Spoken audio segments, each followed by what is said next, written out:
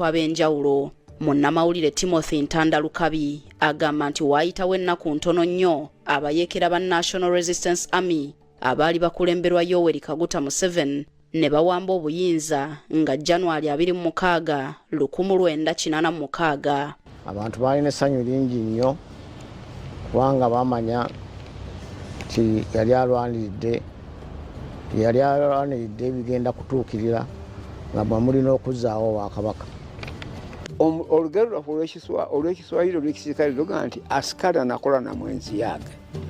Omusirikale awa gubana alya naye. Oluganda lugamba ti omutabaazi gwamanya wakuba engabo ng'oyinza okumala gakwasa muntu ng'oli gwe simanyi nti mukwatirako.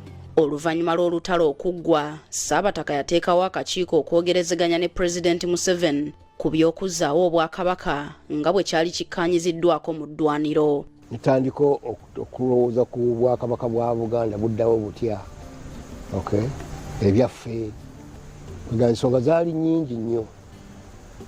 Era Ssaabataka n'ateekawo akakiiko akategeka by'okugira ki okuteesa Muzeeyi Museveni